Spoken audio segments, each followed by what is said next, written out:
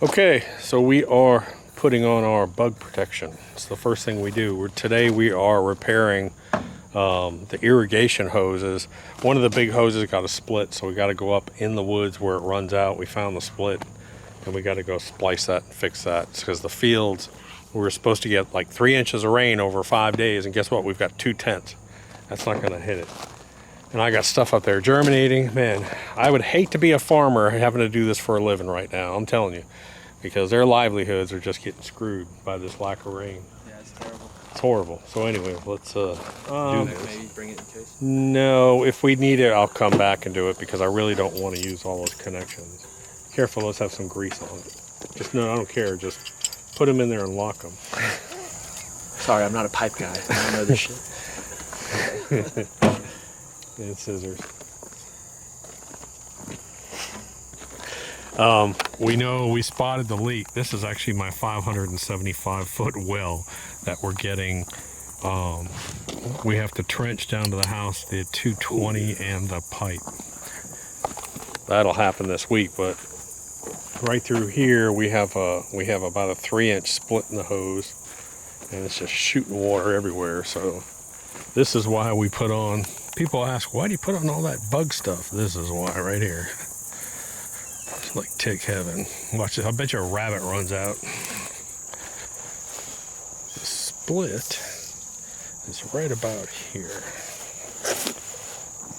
There it is right there. See it? That little split right there. Little 3-inch split.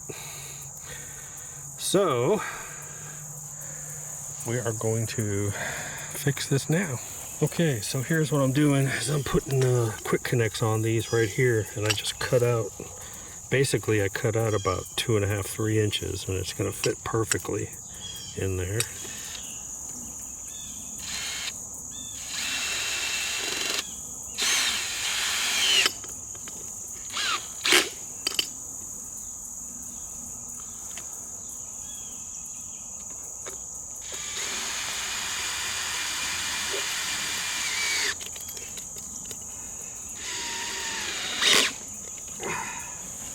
Okay, so there's our fix. Now we run the pond to the sprinkler is 450 feet. We're running a 2-inch off a high pressure, North Star high pressure pump. So I'm gonna have Ryan make sure that there's water in it, have him go start it. Okay, so I call this the big buck field over here. It's one of the larger fields, and I have the big sprinkler on that one. Then we tee off that with the 3/4 inch hose to this smaller field, which has the junior version of that. And I'll show you something cool over here. So we are doing no-till. I want to make this clear. Everyone goes, why are you tilling? But the problem is these are washout fields and they're rock hard. We couldn't get any seed to penetrate. So I had David come by and just till about 1 inch, just so I could get seed in the ground. And we left. And we don't want times where there's no roots. But look at this. I had him bush hog this, and this is where the squash was. Look at Mother Nature doing her thing. Look at that. I got little squash plants, and then over here we had pumpkins, and look at that. See the dead squash pumpkin? Well, look, now I got pumpkin plants coming up. So that's pretty cool. So here is the junior version of the big sprinkler. Now the big sprinkler is probably what you're used to seeing in like a field like this. It goes ka-doo, ka-doo, ka-doo, ka-doo, and that's the official sprinkler sound. And that thing will do just about that whole field, so we'll wait. Damn, I'm glad he drove by there. Now we got another leak, he said. He said right by where the other one was. Yep. 2 of them. There's 2 of them. Look at that. There's one here. I wonder if it's mice or something chewing on this crap. And then there's another one over here, right there. Another little teeny hole, pinhole. I don't see any others, but we're gonna have to change gears here. So you can see that hose. That hose runs way down there to the pond, comes up here and runs all the way up to the field. But we had put that big plastic PVC pipe on top of it because we were afraid that there was a cutter, electrical cutter coming through here. We didn't want to hit, so change of plan. Man, I'm soaking wet from sweat. The sun's not out, but man, it's humid out here doing that stuff. So what we did was we replaced a 17-foot section. Instead of a 2-foot section, we replaced that whole line. You can go ahead down there and start it up. And I think what was going on is we had this big half pipe over it, and I got a feeling that mice were in there chewing on the edge of this.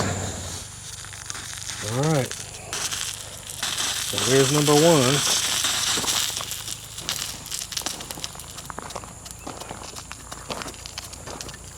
Now that sprinkler is going to cover probably about 70, 80 yards right there.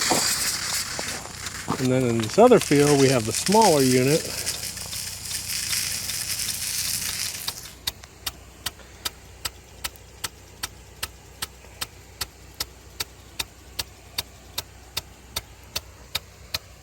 So the one thing you'll learn about these big irrigation sprinklers is you do not want to stick your hand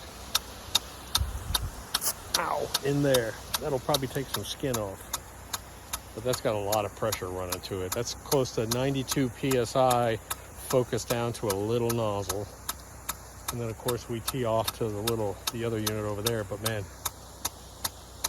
it's a good 50, I'd say 50 yard spray right now. Whew, back at the house. Man, doesn't that look good? What a recovery. I'm getting ready to do a video on the backyard recovery because it's just looking so much better, guys. That looks phenomenal. Anyways, I know some of you may have questions about these sprinklers. I get them I get them from bigsprinkler.com. That's where I got them. I think it's a 1250F is the big one, and then a 1000 is the smaller one. You have to have good GPH, gallons per hour, plus you have to have a high pressure to make these things work. So the smaller one says it comes with a 3/4 inch garden hose attachment. I've never tested it on an actual home garden hose, so I can't make a recommendation on it. We're running a 2-inch high pressure pump that is a beast. So, but I've never taken it and attached it to the house. What else we got going on? We got a bunch of projects at the farmhouse. We got to run. We got to hook up that well. We got to run electricity. My electrician's coming out. I told you I'm going to do the shed video, that big shed we got. I'm going to build a water pump house with a filtration system for that well.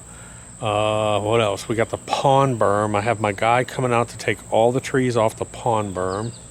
So I've got probably about 40 videos I'm going to be shooting over the next month or two. So hit that subscribe button, and I'll see you tomorrow when we go back out.